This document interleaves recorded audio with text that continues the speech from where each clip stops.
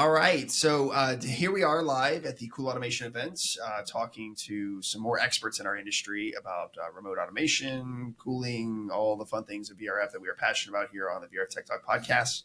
I am Roman, and this is our other co-host, Donald. If you go around the room there, Robert. Donald, Robert. Oh, no name tags. Oh, poor man. Mystery guest number one. Left in the room. My bad. So go ahead and introduce you guys. Go ahead. Tell us your name, company.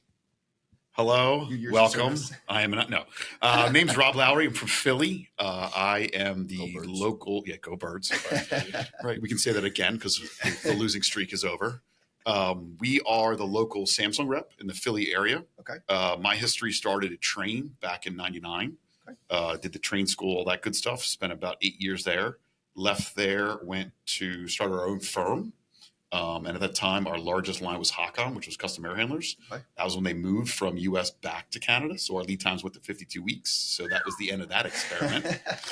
We then merged with a company in Philly called Tri-State, which sells Daikin, VRF. And we sold that stuff for about 8 years.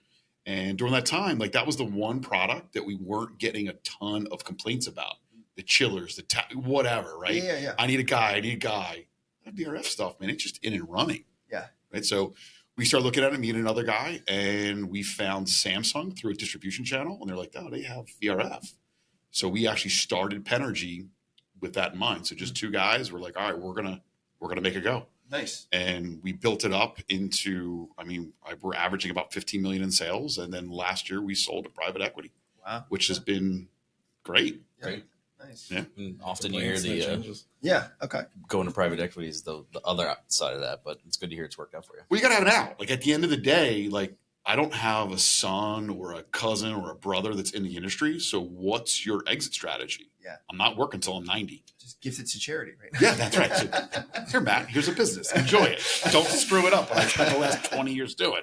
So Matt, So I'm Matt Holland, Pennergy employee. It's my first job out of college. Started with them right away, and it's been fantastic. Been in the Philly area my whole life. Go Birds again. But yeah, I'm salesman for Pennergy, but we handle everything start to finish. So we don't have project managers. We don't have commissioning agents. Yeah. We do all of that ourselves. Nice. So with the VRF world, it really helps if when guys call to ask piping questions or anything like that, you can just answer the question. Great. Which is awesome. I love that. Yeah, I do. Yeah. It's one of those things where people forget, like, okay, yes, you need to be able to scale a business and scale a company, and sure, structure makes sense, right? But there's this level of over structure. It's like death by meetings where it's like, okay, we've got 1,700 levels here and nobody is getting any kind of service out of us at all. Right. And it's just meeting after meeting after meeting and email chain after email chain. And it's like, just go help the client. Like, just go fix the problem. How about all the money spent on those meetings? Oh, my the gosh. salaries. And yet you've still done nothing. You talked about doing it. Well, yeah. But you haven't done anything yet. Well, we've been synergizing. Yeah, synergizing. Plan to make a plan. That's good words. Buzzwords. I like it. We've got the game plan. Yeah. So like for the sales process then, so like you're answering the technical questions as well as the design questions. Correct. Like so it's holistic, like one person is responsible for the job, or is the company responsible for the job? Like, so the idea was to basically have ownership, right? But at the same time, we had to figure out a way to make this look like a much bigger company than it really was, right? So how do you do that? I can't go, like, I don't have millions of dollars to just hire 15 techs, 15 trucks and start training them. Yeah. So essentially what we did is we really didn't even have an office. Like we had a bunch of people regionalized out of their houses. Everything COVID comes along, right? We got all this online stuff, but Philly, right? We're in Philly. So we're all an hour from Philly, but if something goes down, hey man, can you help me out and stop by and check this out? Hey, Kay, can you hop out? So my response time was within hours at well, let's not talk about names. At other companies, at a competitor was 2 weeks. Like, for me to I have one VRF guy and 20 sales guys, or one VRF mechanic, 20 sales guys. It's 2 weeks before somebody get out there. Yeah. At the very least, we don't see a ton of refrigeration issues with VRF. It's mostly sensors and boards, right? That's the rub. So most of your mechanics in the field, that's not their strong suit. There's, change of valves. And to that point, you'll find that a lot of these outfits, and nothing against the rep model, but you'll find a lot of these outfits that they it's set up in a way where, you see it and you're like, okay, well, they've got the brand name right on the truck. Right. And so they work for the factory. And it's like, no, they just sell the equipment. Yeah. And okay, well, we have to have them back out to do the service. And it's like, they only have 2 service techs, right? It's like 35 salesmen. Right. And so like the realistic expectation of getting a service guy with the logo on his truck to your job site, who even knows what he's doing in the first place, is extremely slim, Right. Which is where mechanical contractors come into play most of the time. Now, there are some reps who are doing it different, and they have their sister companies with their technicians. In different markets, especially like Texas, right, where VRF is huge. And that works for them, and it's great because they can do both. They can have the sales side, but then they can kick it over to their service team, and they can actually deliver to the client, because that's what this is about, right? Right. You can't fix the problem, and you can't deliver that service for your client. Then what are you doing, right? They're not going to be your client for much longer. They're going to go to your competition, or somebody else. So. So with that being said, let's segue into our first topic, and that is how long have you guys been using Cool Automation? I think we started in 2016. Okay. We started using it. So we found it totally by accident. We did a small Samsung job for a high-end residential home, like just people who have more money that know what to do with. They were doing a Control4 integration. And at the time, Samsung had what they called a thermostat adapter, right? It was just a 24 volt to communication protocol, very basic, very simple. And we couldn't get it to work, right? Because they had like 6 heads per floor, 3 floors, and just issue after issue after issue. And the Control4 guy who lives in my town goes, I found this thing online. What do you want to do? I'm like, well, I'll split it with you. Just send it over. Because the advertisement, it'll integrate to Control4, Samsung, no problem. I've never heard of this. I have no idea what you're talking about. Let's see what happens. So in the meantime, like we actually flew someone in for Korea to fix the Samsung issue, which just ended up being a silly programming issue. But we plugged it in. Worked like a champ. Like that was fantastic. You're like, that was too easy. Way too easy. This Hold doesn't on. happen in our industry. Usually it's like, let's put it in. Okay, now who do we call? Right. Like The firmware doesn't line up. nope, How do we turn it on? not even close. Yeah, It was unbelievably as advertised. Yeah. Plug into work. So it was 2016. That was like the original Cool Master, Cool Master Net. Net. Yeah. Yeah, man. I just found a box like 14 of them on our But shelf. the old app too. Yeah. Well, I still have the app, and it still works. Yeah. The app still works. It was a brutal app, but Got the it job worked. done. It sold its job. It But did, yeah. again, in our market, right, in our industry, just having a product that does exactly what it says it's Huge. it's unheard of. Huge. Right? Which is Right. sad. Right. For between. I'm not gonna sell you anything. I'm gonna show you something you're going to buy, Yes. and then you're gonna use it as I told you Because it works. because it works. Right out of the box. Our first foray with Cool Master was when they advertised that they had a Nest API integration. How'd that work out for you? It worked fine until Nest changed everything. Right. Nest is like scramble. So being in the Bay Area, like we had Nest in our office, and they were like, "We don't want to do anything. We're fine. Right. Our thermostat works fine. We don't need you." Right. Okay. It's fair. Wait, and so again, that comes back down to why I think I like Cool Automation the most. It's not because it gives us access to the data and the remote monitoring, which is the buzzword right now in the VRF industry, and having access to previous recording data for let's say years or months or whatever time it is. A lot of this comes back to just, at its core, it communicates with every brand out there. Huge. Right. And so it's not saying like, it's not that there's nothing wrong with the controls sold by whatever manufacturer it might be. But you have to remember that there's a lot of small fish in the VRF pond that are getting bigger and bigger and bigger. Yep. And as a service provider, having to learn those different protocols and go to a client who has a mixture of VRF on their building because they've got sold it from one person, then they changed, they sold to this person, it's relationships. Yep. That's the sales game. It's relationships. Correct. And so, having one device where it's like, I don't care who you bring to the table, we're going to integrate it. Right. And that is a game changer.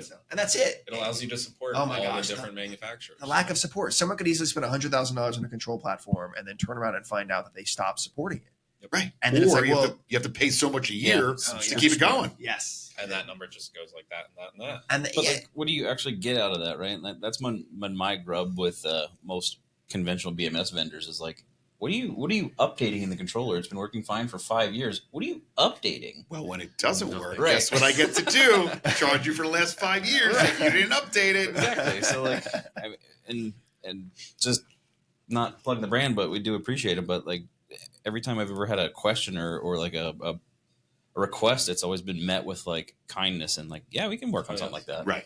Well, and even if they don't know what it is, they're like, we'll give it a go. Right. And everybody else will be like, go pound sand. Yeah. Well, And you're like, what? So we've been using cool automation since late 2010s. A lot of new features have been brought out since we started repping the platform and using it.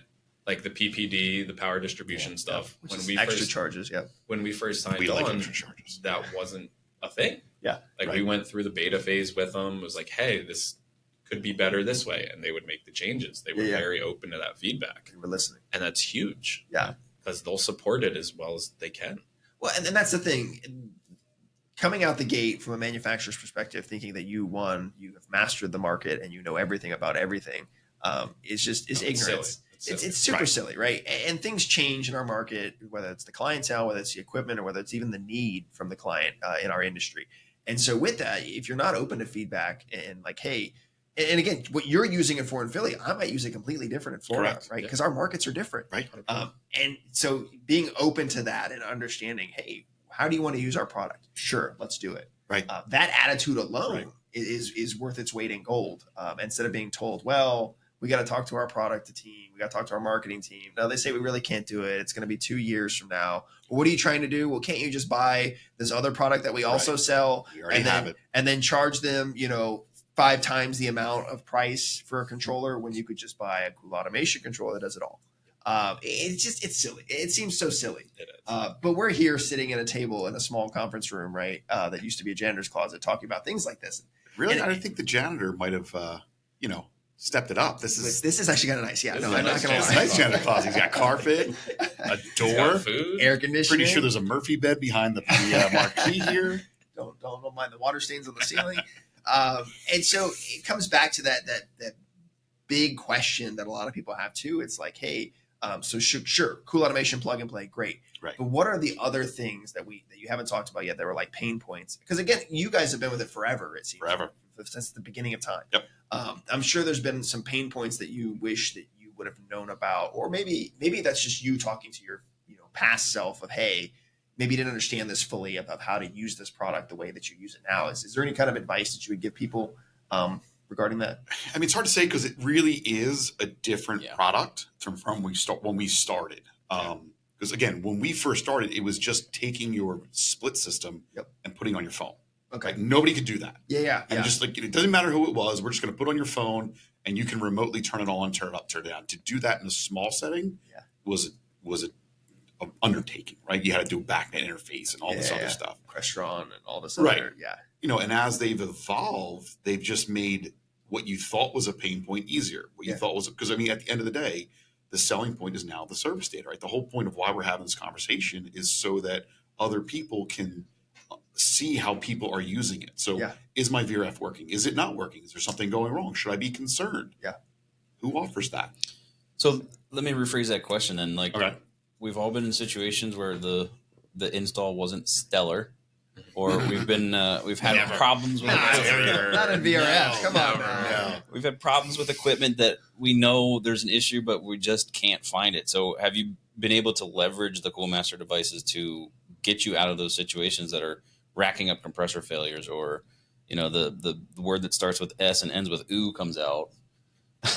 So I'll give you one that's more on the building owner side. So, we started using this as our standard building system controller, right?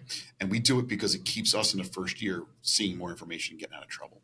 And we had a 300 apartment building, and the tenant was torturing the property manager, absolutely torturing them, because he just wanted to break his lease. I mean, it's downtown Philly. I'm sure it's a very expensive apartment, and he bit off more than he could chew. Mm-hmm. So what this gentleman was doing is he would leave his apartment at 8 o'clock in the morning and go to work, and he'd turn off his air conditioning. Now, this is the middle of the summer. Mm. He'd come back from work at 5 o'clock, brutal, and he'd turn it down to 72 degrees. Right now, it's from 8 a.m. to 5. It got up to 80-some degrees in his apartment. Yeah.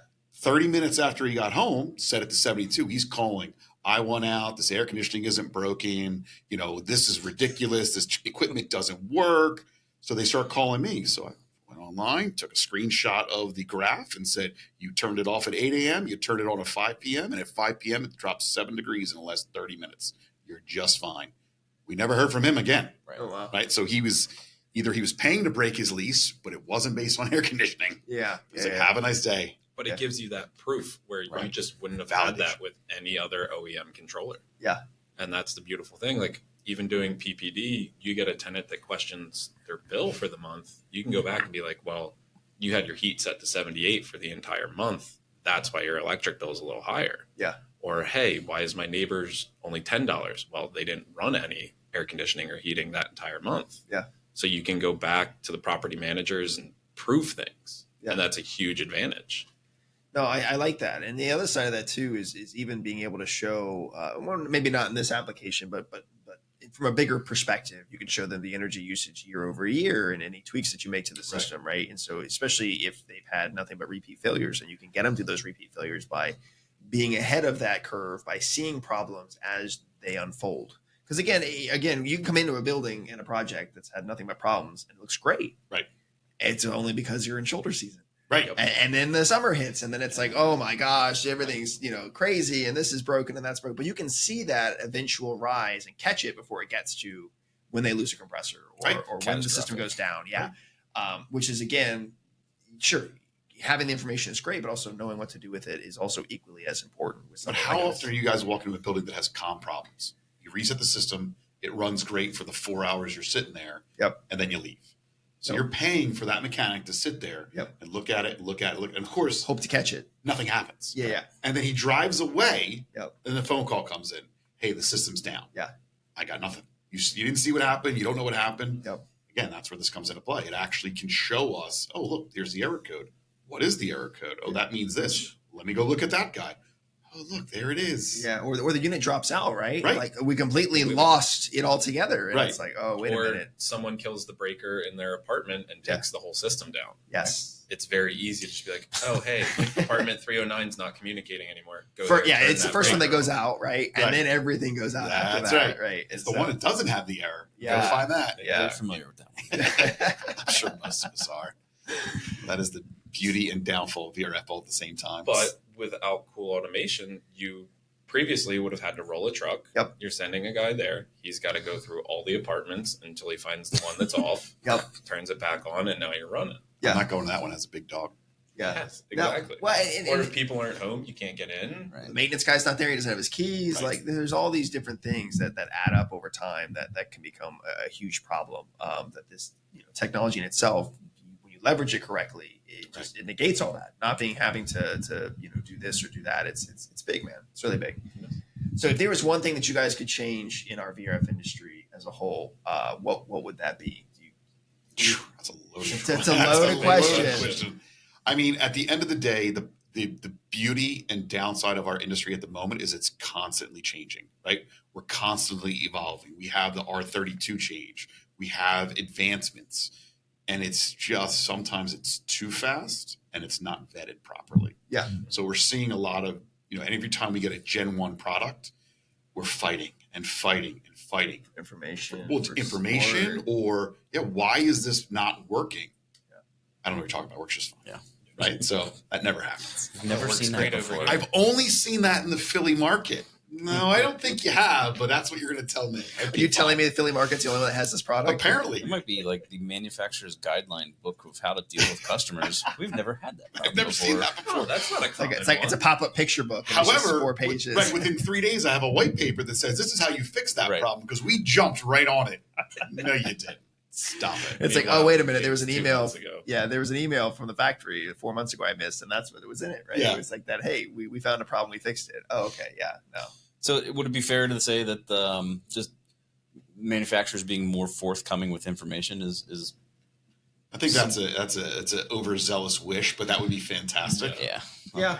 I mean, it's just more, again, like the problem again with what we do is it's not made here in the U.S., right? Yeah. So the people hired to support us here in the U.S. are kind of on our level. They're not. Right. They're not getting any more of an education than you and I are. They just end up being conduits to the Japanese or the Koreans or the Chinese, yeah. And that's where I think we kind of lose that speed to resolution. Right. Yeah, kind of like the like a whipping post, right? Or like what's that game you played as a kid, like Whisper Down the Lane, right? So like you tell your RTSM or whatever your technical guy is, right? Yeah. You tell him something, and then it goes to the next guy, and then by the time it gets to the person that's like responsible for the programming in whatever state or country it's made in, they're like, what are they even talking about? Right. This makes no sense. Makes absolutely no sense. They tried turning it off and on again. Right. Yes. To see if it fixes Cycle it. power. Split the breaker. I need 1 hour's worth of data. I have 58 minutes. Nope. Got to go back again. I need 1 hour. We need 60 minutes exactly. Yes. Otherwise, we can't look at That's it. right. Yeah. No, it's always one of those things too, and I get it from a factory perspective because being on that side of the fence and then coming back over here to the contractor side, it's one of those things where some factories want to move to they want to maintain the rep model, but they also want to start having their own in-house service, and then they're buying companies to support that service. And I get all that, but at the end of the day, everyone still has to understand that we all need each other still. Right.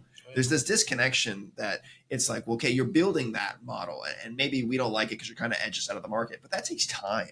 Like you can't just stop supporting the product and push yourself to your own people, because again, it's going to make the product look even worse, which is going to hurt sales overall. And so at the end of the day, we're all still in the same market trying to do the same thing. And that's just get our clients answers and get the unit running the way it's supposed to. And if we're all focused on that together, then there's got to be some kind of, give and take here. Maybe give us a phase out plan, or we're not allowed to work on this anymore, right? The way the government does refrigerants, because that's working out so well right That's now. doing so great. I mean, I really appreciate the government doing that to us. I was around for R22, and I will say I was hopeful that we learned. I don't think we did. Well, no, too many people, they've come and gone between then and now to land where we are now in our market. But, it is one of those things where, as much as we would love for them to just give us all the information, there is also some things that maybe we are thankful they don't give us everything or give it to everybody in that way. That's fair. And so how do you vet that, and what does that look like? That's kind of playing the devil's advocate on both sides here, because there's a lot of people that I know that shouldn't have field settings or specific things that they can go in and modify because they just cause more problems, because they'll swear up and down they never touched anything. They break a unit and they're like, hey, it wasn't me. Yeah. I didn't try to update the software with my laptop. I wasn't adjusting fan speed. Is it a water cooled unit? I can't just make it a water cooled unit. Okay, cool. I can, but this is what happens. It's a brick now. Yeah. Congratulations. Yeah, no, it's good, man.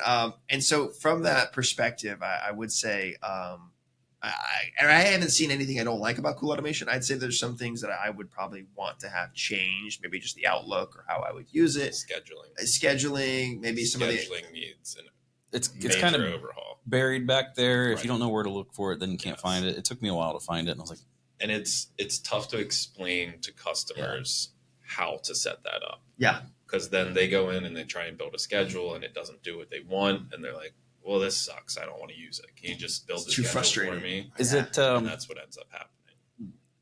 Is scheduling on the Coolmaster better or worse than the OEM screens? Worse. It's worse. Worse. Wow. Because Okay. you have It depends, right? Yes. Isn't that the always answer? It depends. It You It have depends to- on what you're trying to do. Right. Okay. Because if you're actively trying to do heating, cooling, switchover, Cool Automation, that's in a separate section. That's under site management. That's the only way you can schedule mode change. And you can only schedule between heat and cool.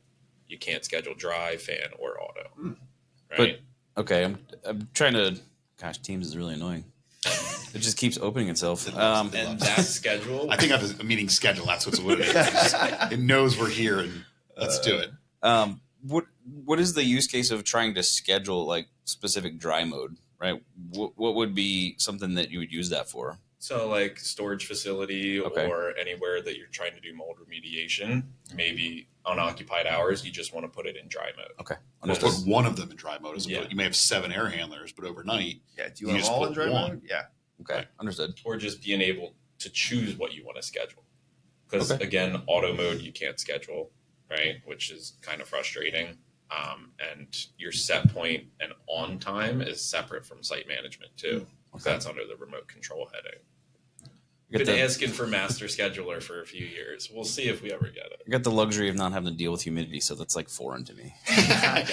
let me help you out. It is a treat. It is a treat. You want to learn something? start dealing with humidity. Yeah, You will learn a lot of things. Yeah. Well, and it's funny because dry mode, in a way, like sure, it sounds great, and everybody thinks it's like the solution to humidity removal, and it's like They it's do. not. It's not. No. Yeah, It's low fan speed. Yeah, That's okay. all it is. Yeah, and that's the thing. It's like that is all it is. That's all it is. It doesn't like freeze the coil or Nope. like add a dehumidifier to Nope. the room. No, it does exactly just this, and they're Right. like, well, then why is the function there? And I'm like, I don't know. Like, Because, all right, I'm going to be polite now. go ahead. Because you, not you, but you, the end user, Yeah. are not smart enough to realize Yep. that you just got to put it in low fan speed. That's it. So we'll give you a whole mode to force it to low fan speed. But in the mode, you can't do anything. You can't do right? anything. And it no longer responds to set points. Either. Right. That's Right. it. That's it. We've realized that when you switch it into dry mode, you don't know what you're doing or why you're doing it. That's right. And so we're just taking all the That's it. functionality away. But you got it. But you got it. you got. We gave it to you. You can do it. You can't say we You're didn't. dehumidifying, sort of. Even Good though maybe your building is twice oversized Or equipment. you're in a and- giant negative and you can't ever win anyway. Right. Where Yes. you're in a tiny room and all of a sudden the grills start sweating Yes. because yes. your air is getting too cold. Yeah, no, it all adds up. Or you've got VRT turned on for a specific brand and it has no idea That's what it's one doing. brand, I'm pretty sure. Yeah, no. You keep going back to that Daikin stuff. Yeah, I do. So tell me about the beauty of Samsung, right? Convert us here. Let's hear the. So no, not going to, right? No. So at the end of the day, that's why we're using the Cool Master product, right? Yeah, yeah. So I told you guys when we started, we got gobbled up by PE. So Yeah. they bought up 6 firms in Philly, right? One's a Samsung rep, one's the LG rep, one's the like TKO, other specialties. So that's the beauty. They're building out a service department for the Northeast. So why can't, now that we're all kissing cousins, I like to refer, why can't I help them Yeah. support the product remotely? Why can't I shift my service over to one team that Yeah. can now actively Do look any at VRF. LG, Samsung, Toshiba, Yeah, Hitachi. Yeah. It doesn't matter Yep. because when I teach the classes, how is a VRF any different than a residential split system? Condenser, evaporator, compressor. Refrigeration theory is the same. It's the same. It's been exactly the the same since same. what Yes. John Carrier, whatever his name, created it. Yeah. So Same guys thing. are just scared. So if we can normalize it and just take away the Yeah. brand name and Yeah. high pressure, low pressure, Yeah. great. It's all the same. Wait, and it's funny because usually when I ask someone that question, then they go off on the sales feature side of things, Right. and it's always like that. And it's like, No, well, no. you don't really Yeah. know the equipment that well, Right. Sorry, that's my fault. It's kind of a trick question. But it is that's exactly it. When I teach my guys, when I teach teams, when I teach anybody about it, or even talk about it, it's that VRF isn't breaking any like laws of thermodynamics or Right, it's physics. It's not magic, even though we referred it to as magic. Yeah, it's Magic box. Yeah. refrigerant. Magic black Basic box. refrigeration theory, right? Right. We're doing the exact same thing, just on a Right. larger scale with some more complex controls. That's it. I take when I do like an owner training or something, or I'm talking to an end user and we open up that machine for the first time and they see all that copper. I say, just forget that's there, right? Look at Like that. you have a compressor, you have a condensing coil, you have condensing fans. Right. Nothing has changed there. Also, don't touch it. Right. Don't Yeah. touch it. Don't look Please at it. Don't touch it. Don't Make breathe a on phone it. call before touching All of a it. sudden, there's a squirrel living there, though. Yeah, and that's, yeah, I mean, yeah. so the beauty of Samsung, and everybody's the same. Yeah. There's 1,000 error codes. Every error code means something. What I tell people is, listen, you're never going to be measuring the resistance on this board to resolder it back together. Yeah. Here's your problem. Let's change that out. Let's change that out. Let's change that out. But what the industry needs to accept and realize is put the gauges away Yep. and buy a laptop. Yeah, We have stop talking pressures, Right. and let's talk saturation. It's already there in the laptop. Why do I need the gauges? Yes. Are we yes. charging it? No, leave them in the truck. Even if we're charging it, we're using your gauges for it, right? Right, right. You can't see anything. You can't. It's so many It's guys, frustrating. so many guys I've seen who've charged just based upon what they thought was subcooling at the outlet of the gosh. unit, and it's like, man, I got a big one. no, on no, that no, one. no, no, no, no, no, no. Get ready. We've Here it got comes. this thing called a subcooler, and it's also magic. Why is my discharge at 100 degrees and I just added another 30 pounds to the system? Oh man, so again, all of it comes back to information, right? And so when I teach people, when I talk about these things, we're looking at whatever service platform you're looking at. Cool automation. The reason I also love it is just because it takes that, and instead of looking at it in a weird format, it's consistent, right? As long as you understand what the data points mean, right? This is suction. This is discharge. Right. This is my saturation temperature Right. for my evaporator, saturation for condensing, right? I can get all the important information that I need. Discharge, debris, suction, debris, system subcooling, stuff like that. It's the same. There is that because we do all brands too. We do LG, Right. Mitsubishi, Samsung. And you know what the worst one is to integrate? What's that? The D word. Oh. I'm learning that. I'm learning that. That It's is a lot the of most difficult to do. Thank you for that. It is a lot of fun. But so back to that is just that you have to have this service tool and that service tool Correct. and this service tool, and then you have to make sure you have the right software, make sure you have the right firmware, and make sure that when you're hooking up to it, you understand what buttons do what. And just training alone on that is like a month-long class for all of your technicians. Or I could get Cool Automation and just learn how to use what's there, Right. and just relearn some names, right? Okay, so Mitsubishi calls it temp sensor 6. Okay, well, so Daikin calls it suction thermistor, right? Okay, well, Samsung calls it, whatever that is. So, yeah, there you go. So again, if you just have that, and it's funny. I was talking to the product development manager here last night, I think it was, and I was like, man, dude, if you had a cheat sheet of like what brands mean what as like a universal language Right. across all brands, like that would be super invaluable, right? Because no one's doing that right now. Because that's a lot of things that we talk about here. Is it's not just about a product. So sure, the product's great. Sure, buy the product, right? And we're not sponsored by Cool Automation anyway, but we kind of are. Not yet. Yeah, well, we kind of, but yeah. Just Anyways, for the weekend. and so it comes down to like, okay, well, how do we make this industry a little bit better, right? Because we're not, super ego here where it's like, okay, we're going to change the world, right? No, we understand that we live in the industry that we have here, but how do we serve our clients better? How do we make this easier for other guys? How do we scale this with other people? And that comes down to making this just easier, simpler. Right. And that's what we're talking about here. And that's what they're already kind of doing. It's just and that's the great thing about them listening, right?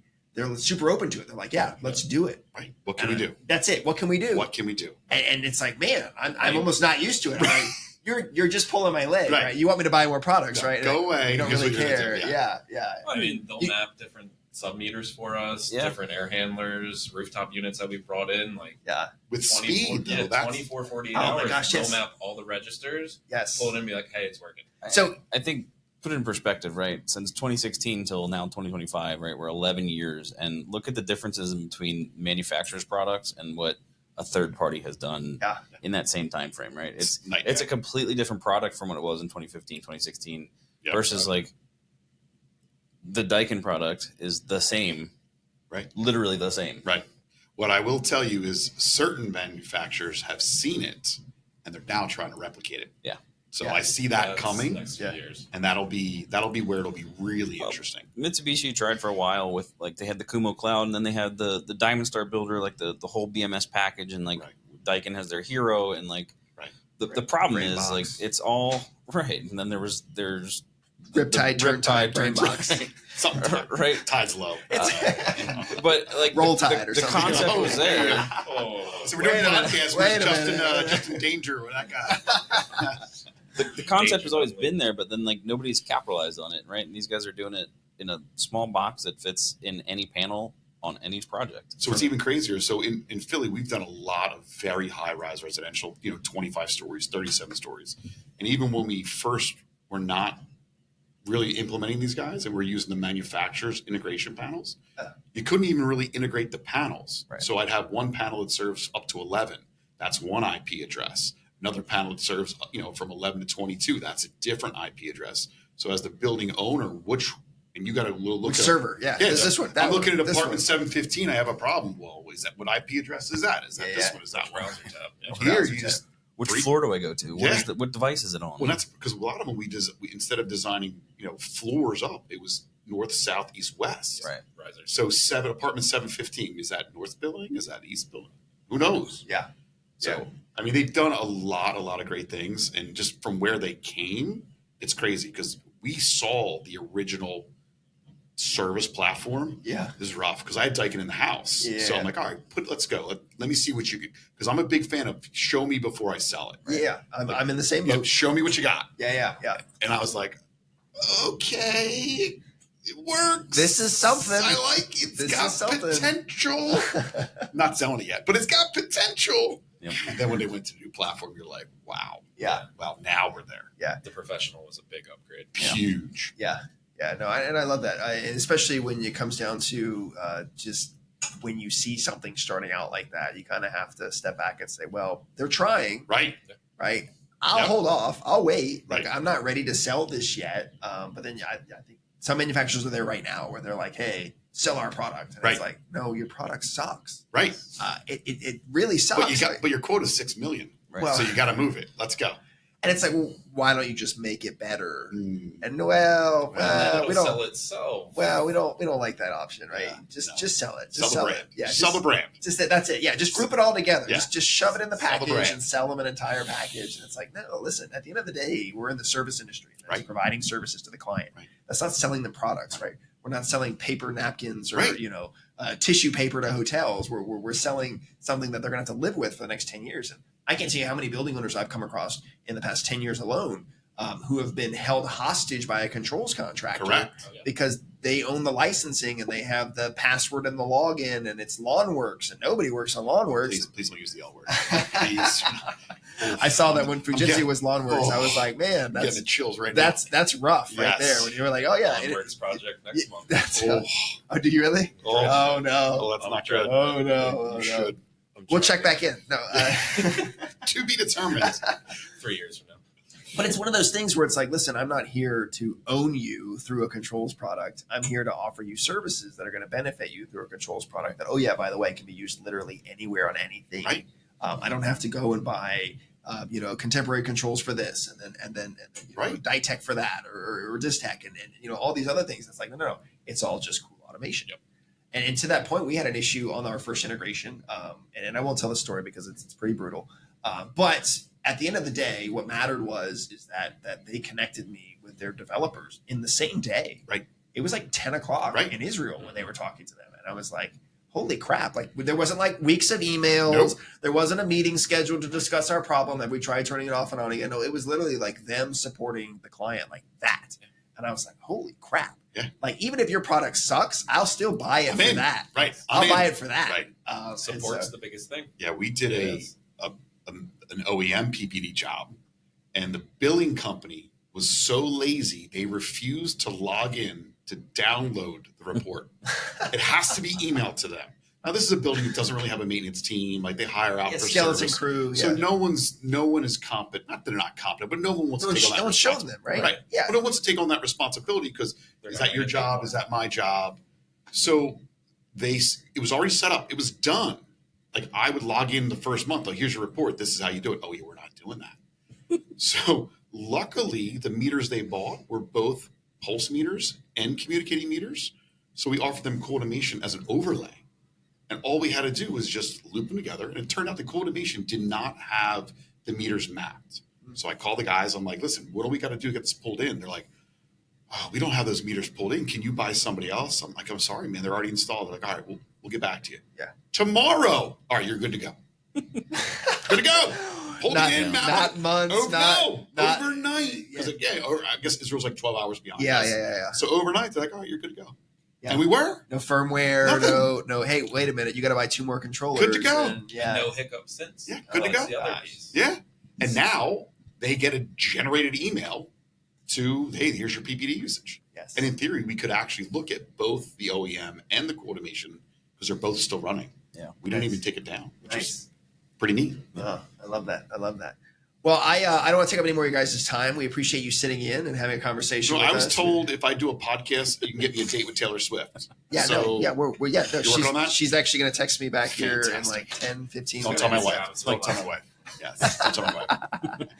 No, but thank you for getting on the podcast Yep. here. We Appreciate really it. appreciate thank it, you. sharing the Thanks knowledge. for having us. Sure. It's a rare opportunity that we actually get to talk to other industry experts in different markets around other pieces of equipment that actually have a positive impact. Talk to him every day. So, Sorry. Yeah, it's not good. Apologize for him no. in advance. For retrospect. All right. Well, with that, we will end it. We appreciate you guys, and I'm sure we'll talk again soon. So. Cool. Thanks, guys. Appreciate it. Appreciate you guys. Thank you.